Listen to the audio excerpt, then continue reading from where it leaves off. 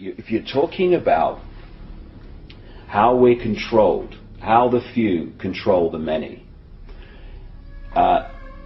if you can suppress the information that people receive in terms of what is possible, you to the same rate suppress their perception of what is possible.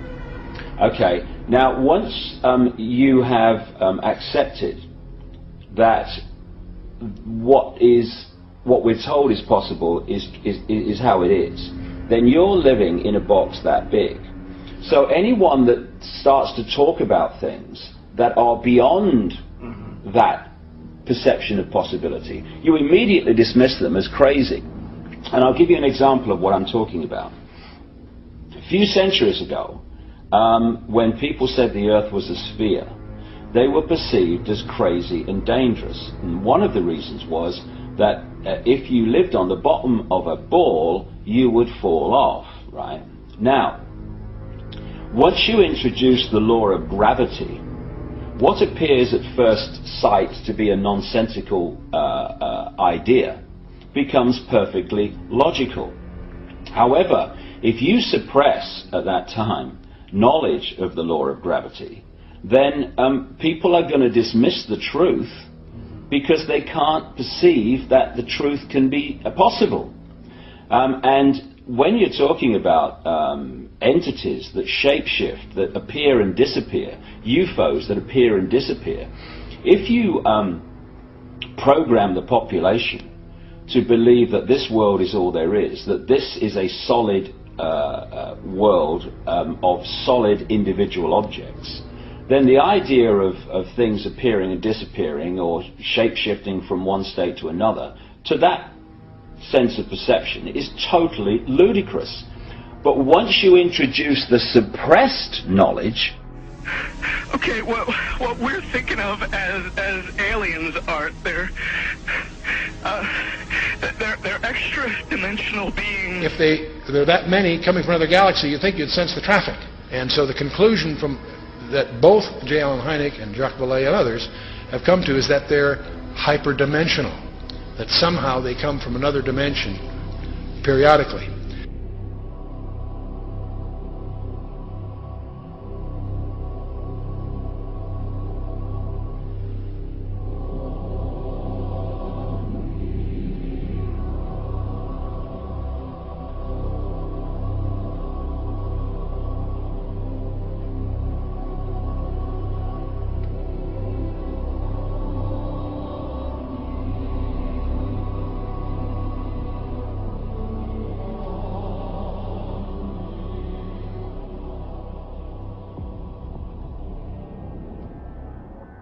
One of the matters that I developed information about was an individual I learned about was Aleister Crowley. He likes to have his name pronounced Crowley to rhyme with holy.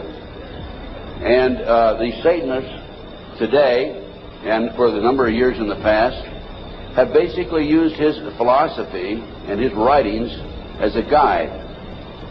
And so let's talk about some of his writings and teachings. And here on page 94 of his book, it would be unwise to condemn as irrational the practice of those savages who tear the heart and liver from an adversary and devour them while yet warm. In any case, it was the theory of the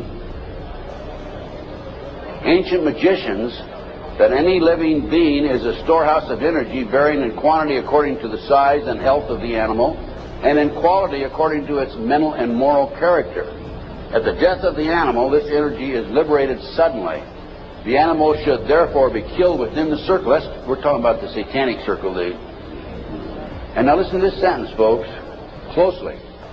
For the highest spiritual working, one must accordingly choose that victim which contains the greatest and purest force. A male child of perfect innocence and high intelligence is the most satisfactory and suitable system. We're talking about human sacrifices. We have quote after quote after quote who he was serving and how he was serving his god Satan. He read the book of Revelation, and he read about the coming new world order under Antichrist, and he wanted to be, he said, he wanted to get in touch with Satan personally and become his right-hand man. The movement would take off in the United States like no place else. And Lester Crowley said what he needed to do was to get a hold of the youth.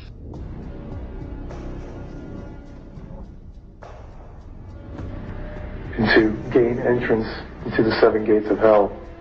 So a concert is an act of worship for you? Exactly. It's a focal point to express my Satanism. Do you believe in demonic possession? Of course. Are you possessed? Of course.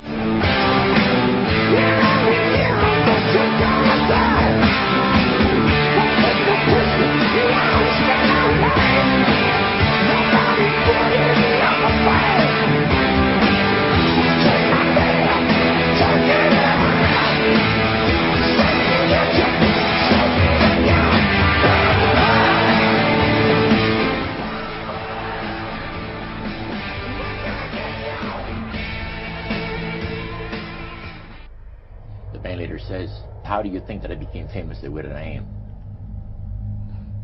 Well, I said, "You must have had some good luck." Well, he says, "There's no such thing as good luck." He says, "There's either some power working for you somewhere, or you don't get ahead in this world." Not in my type of occupation. We worship spirits. We worship Lucifer and all his angels. They're just as beautiful as they did before they were cast out of heaven. How can the devil save souls? What are you talking about? Man, the devil in me. But then hell I did Christian. So I don't care. It ain't what you believe. It's what's written in the Bible. Well, wait a minute. And it's what he's there.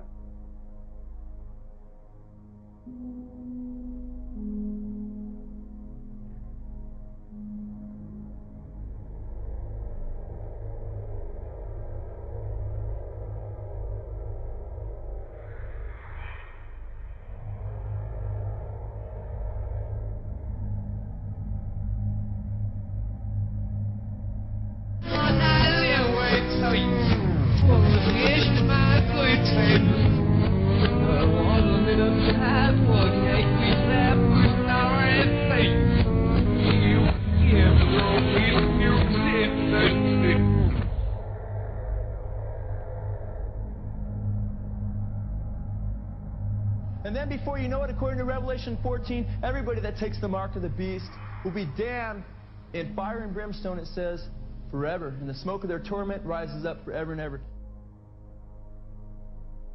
Like, how come that this explanation, at the very bottom line least, is as credible as the other two? How come the other two get guaranteed airtime, often no questions asked, here's your airtime, say what you like,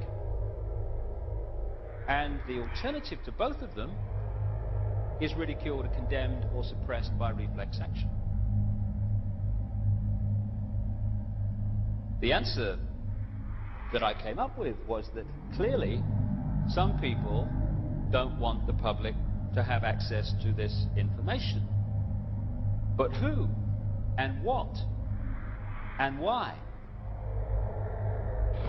Our Bohemia, we beseech thee, grant us thy counsel.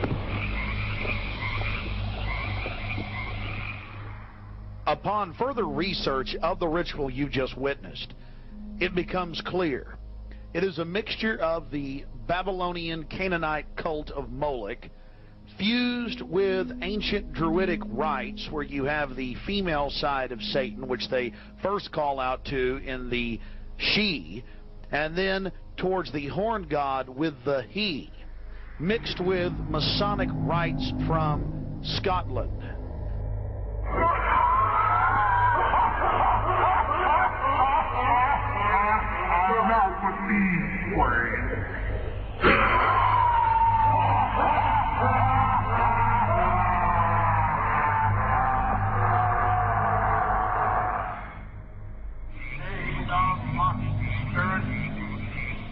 It is not all that we